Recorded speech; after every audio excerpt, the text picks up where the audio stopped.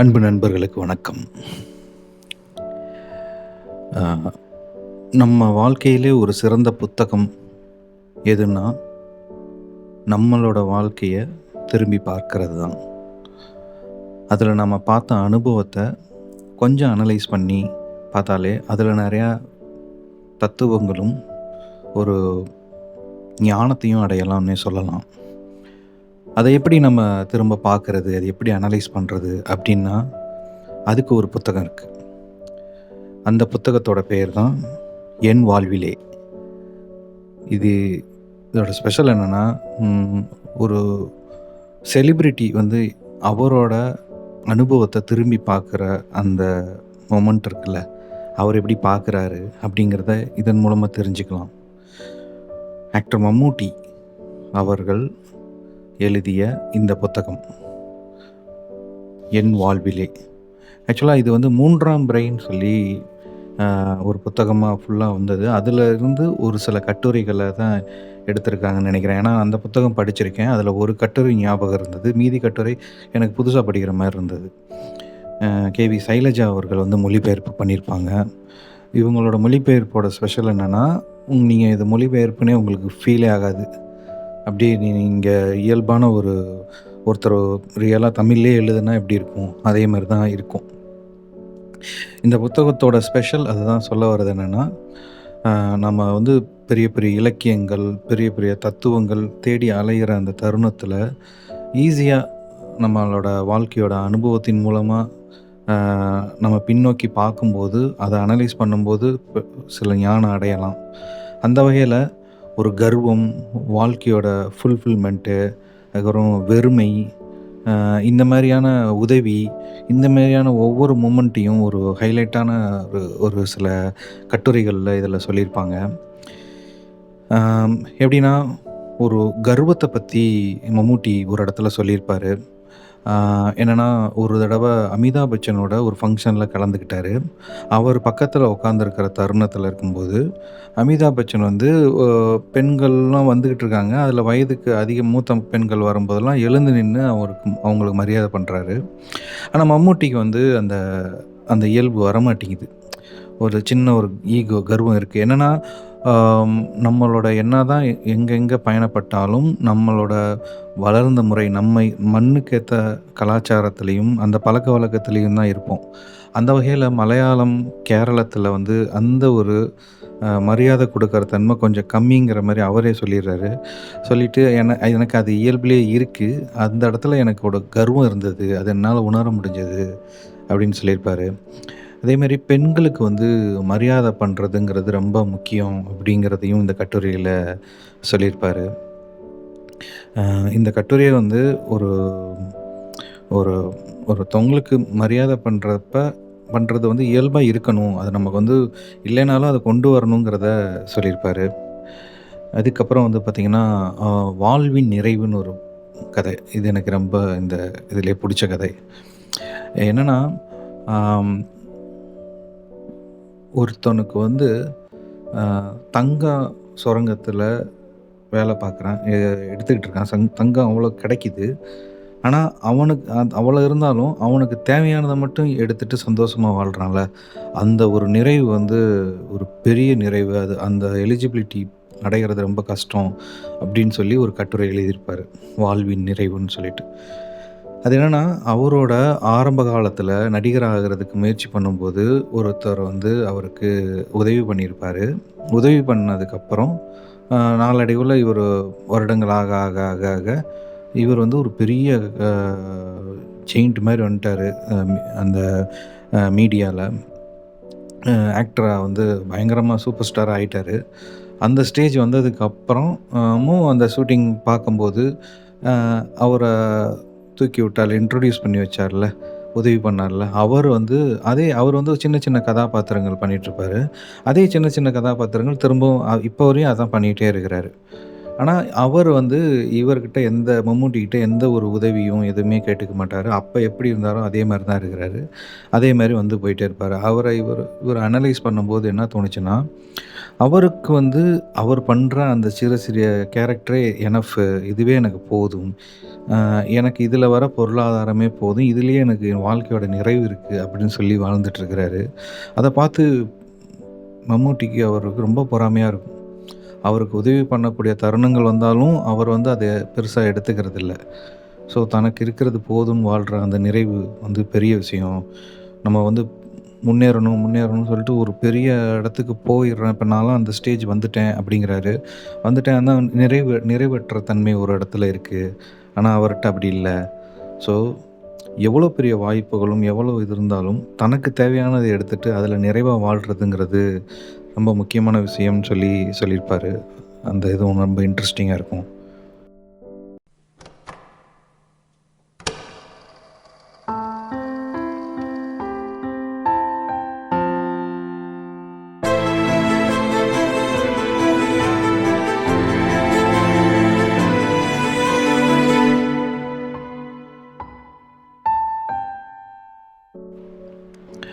அதுக்கப்புறம் ஒரு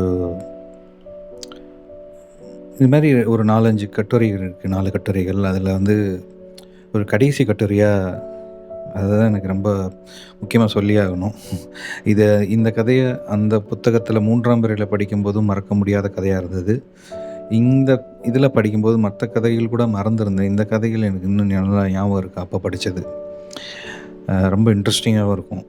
எக்ஸாம்பிள் அ மம்மூட்டிக்கு வந்து கார் ஓட்டுறதுன்னா ரொம்ப பிடிக்கும். அதுவும் ரொம்ப விதவிதமா கார் வச்சிருப்பாரு. அது இல்லாம நெறைய ரொம்ப ஃபாஸ்ட்டா போறது, அந்த இது அவருக்கு பிடிக்கும். அம் அது ஏன் பிடிக்குதுங்கிறத பின்னாடி ஒரு லைன்ல சொல்லியிருப்பாரு. ஒரு 5 பாயிண்ட் சொல்லியிருப்பாரு. அத நான் வாசிச்சே காமிக்கிறேன். அதுக்கு முன்னாடி இது அவருக்கு வந்து நடந்த எக்ஸ்பீரியன்ஸ ஃபர்ஸ்ட்டு சொல்லிர்றேன். என்னன்னா, மம்மூட்டி வந்து ஒரு நாள் வந்து நைட் டிரைவ் சரியான ஃபாஸ்ட்டா போயிட்டுருக்கிறாரு. 90 தாண்டி போகுது. 100 தாண்டி போயிட்டுருக்கு. நல்ல வளைவுகள் எல்லாம் கிடைக்குது. நல்லா என்ஜாய் பண்ணி ஓட்டிட்டுருக்கிறாரு. வளையும்போது, அந்த பிரேக் அடிக்கும்போது, அந்த சின்ன சவுண்ட் வர்றது, ரோட்ல வர்றது சவுண்ட் எக்கோ அடிக்கிறதெல்லாம் அவர் என்ஜாய் பண்ணி அந்த சவுண்டவே என்ஜாய் பண்ணி ஓட்டிட்டுருக்காரு. அப்ப திடீர்னு வந்து ஒரு வயதானவர் வந்து குறுக்க வராரு. குறுக்க வந்து கைய நீட்டுறாரு. உடனே இவர் பிரேக்க போட்டு ஒரு இடத்துல திரும்பி பயங்கர ஸ்கிட் ஆகுற ஸ்டேஜ் வந்து திரும்பி திட்டுறதுக்காண்டி திரும்ப போறாரு. பார்த்தா பக்கத்துல வந்து அவர் பக்கத்துல ஒரு துணி மூட்டை மாரி இருக்கிற ஒரு உருவம் தெரியுது. பார்த்தா ஒரு பெண் வந்து கர்ப்பிணியா இருக்கிறாங்க. சின்ன பொண்ணா தான் இருக்கிறாங்க. கர்ப்பிணியா இருக்கிறாங்க. ஸோ ஹாஸ்பிட்டலுக்கு கூட்டு போறதுக்கு வண்டி இல்லாம நிக்கிறாங்கன்னு தெரிஞ்சு போச்சு. வயதானவரும் கேட்குறாரு. கடவுளே நீங்க உங்கள அனுப்பிச்சு விட்ட மாரி இருக்கு. எங்களுக்கு கொஞ்சம் கூட்டு போய் விடுங்க. வண்டி கிடைக்காது அப்படின்னு. அ அவர் வந்து திட்டுறதுக்கு தான் திரும்புனாரு. பட் இத பார்த்தோனே அந்த அந்த இதே மறைஞ்சு போச்சு அவருக்கு. சரி வாங்க டக்குன்னு ஏறுங்க அப்படின்னு சொல்லிட்டு ஏத்தி கூட்டு போறாரு. சரியான ஸ்பீடு. இன்னும் நல்லா ஸ்பீடு. போயிட்டு ஹாஸ்பிட்டல்ல இறக்கிர்றாரு. இறக்குனோனே அதில என்னன்னா, இவருக்கு வந்து ஃபர்ஸ்ட்டு இந்த வயதானவருக்கு வந்து மம்மூட்டி அப்டின்னா யாருன்னே தெரியல. அது 1. 2வது மம்மூட்டி வந்து பார்க்குறாரு. இவர ஏன் நம்மள பார்த்து ஒண்ணும் ரியாக்ட் பண்ணல? இவருக்கு தெரியல போலன்னு பார்த்தா, அவர் ஒரு லைன் சொல்லியிருப்பார். அவரோட முக சுருக்கங்கள் கூட நான் தெரியவில்லை அப்படின்னு சொல்லி. சூப்பரான லைனா இருந்துச்சு. அவரோட அந்த அகத்தின் முகத்தில் தெரியும்னு சொல்லுவாங்கல்ல. இப்ப இப்ப நான் பார்க்குறேன் ஒரு பெரிய செலிபிரிட்டி அப்படின்னா நம்மகிட்ட ஒரு ரியாக்ஷன் இருக்கும்ல. அந்த ரியாக்ஷன் ஒண்ணுமே இல்ல. அவரோட அவரோட எக்ஸ்பீரியன்ஸ வாழ்நாள்ல இவர பார்த்ததே கிடையாதுங்கிறத அந்த லைன்ல சொல்லிட்டாரு. அதுக்கப்புறம் ஹாஸ்பிட்டல்ல வந்து இறங்குனோனே இவர் நிக்கிறாரு. அங்க வந்து கூட்டு போறவங்க இருட்டுல இவர் நின்னனால மம்மூட்டின்னு யாருன்னு தெரியல. அவசரமா கூட்டு போனோனே திரும்ப வேகமா அந்த தாத்தா வயதானவர் வராரு. வந்து ஆண்டவன் தான் உங்கள எங்களுக்கு அனுப்பிச்சிருக்காரு. ரொம்ப சந்தோஷம் அப்படின்னு சொல்லிட்டு எங்கிட்ட ஒரு சுருட்டி வச்ச காசு ஏதோ நோட் எடுத்து கையில வச்சு ரொம்ப நன்றிப்பா. தப்பா எடுத்துக்காத. இத எனக்கு குடுக்கணும்னு தோணுச்சுன்னு குடுத்துட்டு போறாரு. அத பிரிச்சு என்னன்னு பார்க்கிறம்போது ரூ. 2 நோட்டு அது. கசங்கி ஒரு ஈரத்தோட இருக்கு. ஆ அந்த இடத்துல மம்மூட்டி வந்து ரியலைஸ் பண்றாரு. நான் வாங்குன அந்த ரூ. 2 நான் இன்னும் மறக்க மாட்டேன். அது அவ்வளோ பெரிய வேல்யூவா நான் கருதுறேன். அது இல்லாம அன்னைக்கு நான் ஓட்டுன அந்த காரோட ஸ்பீடு வந்து எவ்வளோ வேல்யூவான ஒண்ணுங்கிறத என்னால உணர முடிஞ்சது. இவ்வளோ நாள் நான் விதவிதமான வண்டிகளையும், அ அதிக வேகத்திலயும் நான் ஓட்டியிருக்கேன். ஆனா அந்த ஒரு தருணம் வந்து எனக்கு ரொம்ப உணர்ச்சிகரமாகவும், ரொம்ப மன திருப்தியாவும் இருந்துச்சு. ஒரு ஒரு ஒரு உயிர காப்பாத்தி ஒரு ஜனனம் ஒண்ணு நிகழ்ந்திருக்கு அப்படின்னு சொல்லியிருப்பாரு. ரொம்ப சென்டிமென்டலா இருக்கும். ரொம்ப நல்லாருக்கும். இந்த கதைகள்லாம் நீங்க படிச்சு முடிக்கும்போது உங்களுக்கு வந்து இவ்வளோதானா இது ஆக்சுவலா இந்த புத்தகம் பேர் என் வாழ்விலே. இது வந்து வெறும் ரூ. 30 தான். ஒரு 4 கட்டுரைகள் தான் இருக்கும். ஆனா உங்களுக்கு படிச்சு முடிக்கும்போது அவ்வளோ ஒரு ஃபுல்ஃபில்மென்ட் இருக்கும். இது இன்னும் நீங்க நெறையா படிக்கணும் அப்டின்னா, நீங்க அந்த 3ஆம் முறை புத்தகத்த வாங்கலாம். கண்டிப்பா உங்களுக்கு பிடிக்கும். அதுவும் கே.வி. சைலஜா அவங்க தான் எழுதியிருப்பாங்க. ஆ ரொம்ப நல்ல புத்தகம். வம்சி பதிப்பகத்தில வந்து என்ன ஒரு ப்ளஸ்னா, நெறைய இந்த சின்ன சின்ன புத்தகங்கள் விடுவாங்க. அது வந்து ரூ. 30, ரூ. 20, ரூ. 10 அந்த மாரிலாம் விடுவாங்க.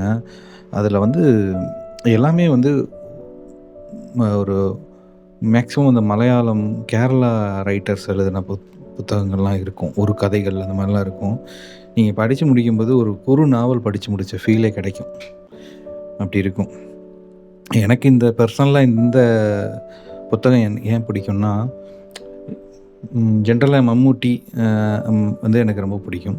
ஸோ நம்ம வந்து செலிபிரிட்டினா ஒரு மாதிரியான ஒரு இமேஜில வச்சிருப்போம்ல. அவங்க ஒரு மாஸு ஒரு ஒரு ஒரு மாரியான ஒரு மாஸான ஆக்டரு. இவங்க இப்படி தான் லக்ஸூரியா இருப்பாங்க. அப்படியே அந்த மாரியான ஒரு எண்ண ஓட்டங்கள் இருக்கும்ல. ஆனா, மம்மூட்டி வந்து பார்த்தீங்கன்னா, இந்த கதையெல்லாம் படிக்கும்போது அ அவரோட தன்மை வந்து எவ்வளோ அவரோட சிந்தனை எப்படி அழகா இருக்கு அப்படிங்கிறத உணர முடியும். அவர் வந்து கடந்து வந்த பாதைய திரும்ப பார்க்குறாரு.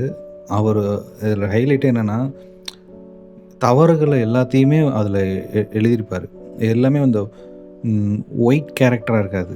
கிரே ஷேட் எல்லாமே இருக்கும். இந்த எல்லா இதுலயுமே இருக்கும். அவரோட கர்வம் இருக்கும். அவரு பண்ண அந்த ஒரு ஒரு ஒரு வகையான எரிச்சல காமிக்கிறது இருக்கும். எல்லாமே கிரே ஷேட் அவரோட அவர் பண்ண தப்பு, தான் பண்றது தப்புன்னு அந்த அந்த ஸ்பாட்ல தெரியல. அதுக்கப்புறம் அவர் ரியலைஸ் பண்றாரு.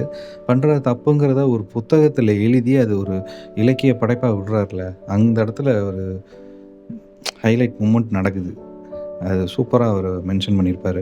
நெறைய இதில பார்த்தீங்கன்னா, இப்ப நான் வந்து ஒரு பயணம் போயிருந்தேன். அந்த பயணத்த பத்தி நான் எழுதும்போது ஒரு ப்ளாக்ல எழுதுறேன். எழுதும்போது பார்த்தீங்கன்னா, நான் இந்த மாரி இங்க போனேன், அங்க போயிட்டு வந்தேன், இங்க அந்த இதெல்லாம் பார்த்தேன் அப்படின்னு எழுதும்போது, அது சாதாரண ஸ்டேட்மெண்ட்டா ஆயிடுது. ஆனா, அந்த பயணத்தில நான் ஒரு இக்கட்டான சூழ்நிலைய ஃபேஸ் பண்ணேன். அந்த ஃபேஸ் பண்ணதுக்கப்புறம் அங்கருந்து ஒரு உதவி கிடைச்சது. அங்கருந்து வெளிய வரேன். அங்க வெளிய வரும்போது என் மனநிலை எப்படி இருக்கு? அங்க நான் மாட்டும்போது எனக்கு மனநிலை எப்படி இருக்கு? அப்படிங்கிற ஒரு ஒரு சிச்சுவேஷன் வருதுல்ல.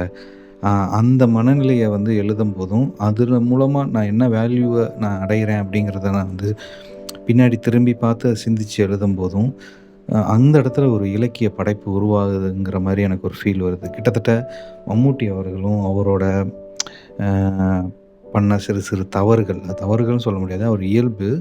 அத வந்து எப்படி ரியலைஸ் பண்றாரு அப்படிங்கிறத வந்து சூப்பரா எழுதியிருப்பாங்க. இத நீங்க படிச்சு முடிச்சதுக்கப்புறம், நீங்க பாருங்களேன், ஒவ்வொரு நிகழ்வும் முடிஞ்சதுக்கப்புறம், நீங்க வந்து திரும்பி பார்க்கலாம். ஏதோ ஒரு சங்கடமான சிச்சுவேஷன் உங்களுக்கு நடந்திருக்கும். அத நீங்க கொஞ்ச நாள் கழிச்சு திரும்பி பார்த்து, அதன் மூலமா நீங்க என்ன கத்துக்கலாம் அப்படிங்கிறத உணர முடியும்.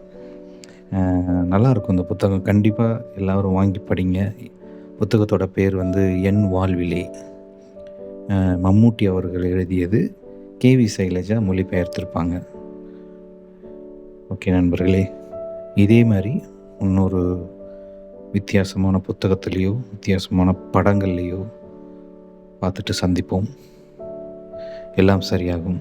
நிம்மதியா தூங்குங்க. நன்றி. வணக்கம்.